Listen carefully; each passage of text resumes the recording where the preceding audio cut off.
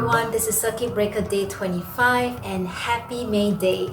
Well, I can't believe it's already 25 days, and how have you been coping? Well, we still have quite a journey to go, so let's all stay hopeful and practice meditation. So in today's video, I'm going to share with you a real life story about hope, and that story had kept me going every time I thought that things are coming to an end. Also for meditation, I'm going to share with you my favorite tapping exercise to open the energy flow before we do our meditation. So stay with me and sit with me.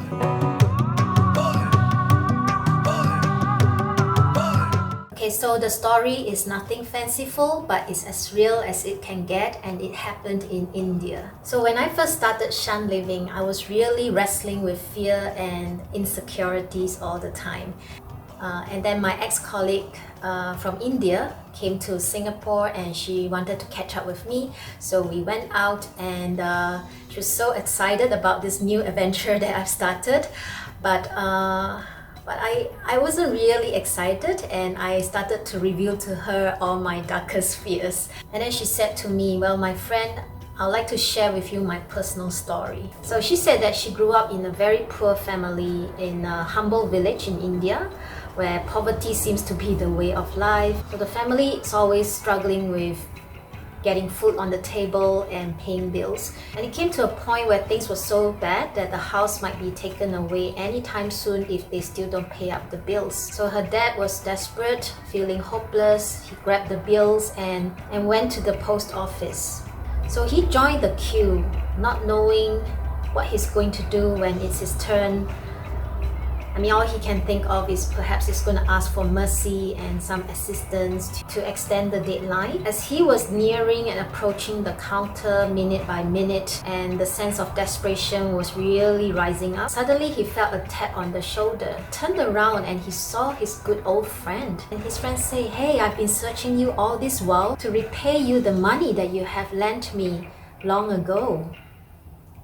And So her dad smiled, and well, I guess you know the rest of the story. Well, I do believe in miracles, but having that story coming out from my friend's personal journey at that right timing, it really left a deep imprint in my life. And I've been holding on to that story ever since to stay hopeful. And fast track forward, you and I are facing the world's biggest challenge now. Well, we can focus on the 15,000, 20,000 infected cases in Singapore, or we can look at the millions of us that are still alive and healthy, and most important of all, staying united and making things work again. So let's all stay hopeful, because it is the only thing stronger than fear.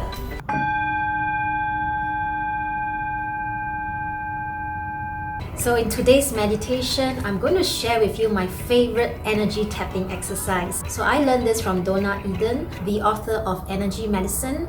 She's such a wonderful and energetic soul. Do check out her video if you want to find out more. So to appreciate the experience of meditation, we need to first appreciate that we are all made up of energy. If we were able to travel inwards into our body, we will actually be seeing a whole new paradise within. You know, our bones, our skeletons is like the mountain, our bloodstream is like river flow, and our breaths are like the passing clouds in the sky. So our energy flows continuously within our body, and if you have a long day or stressful day, you realize your energy flow will start slowing down or even stay still. And that's where our imbalance will begin. So if you're ready to join me, find a comfortable spot. So you can sit down cross-legged like I do, or sit on a high chair, or even stand up for this exercise. So we're going to do 4 thumbs. One on our cheekbone, another on our collarbone, the third one on our thymus, and the fourth one on our spleen. So all this tapping is actually on acupuncture points. And the first one around our cheekbone, this is one of the acupuncture point of our stomach meridian, and that is where we store most of our worries, anxieties, and stress. So by tapping on this acupuncture point of the stomach meridian, it will help you release all these emotions from within. And to amplify the tapping, you can take a deep breath in, and then exhale through your mouth.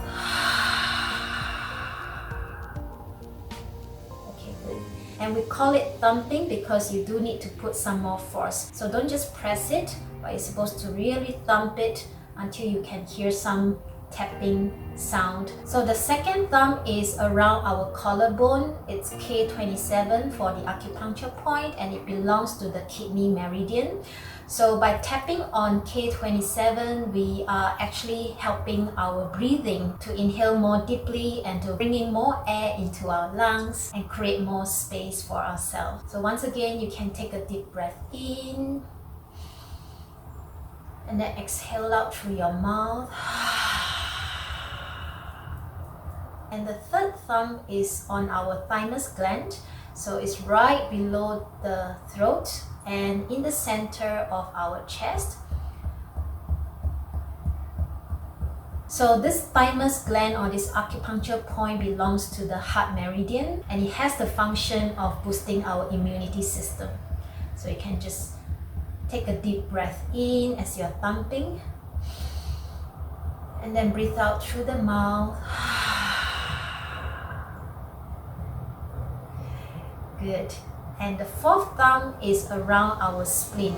So our spleen is underneath the rib cage and above the stomach. And this is for the spleen meridian. Again, this is where we store most of our toxic emotions, worries, sadness, fears. So we're gonna tap it this time using our thumb. So just simply place your thumb on the acupuncture point and then tap it. So let's take a deep breath in and then breathe out through the mouth.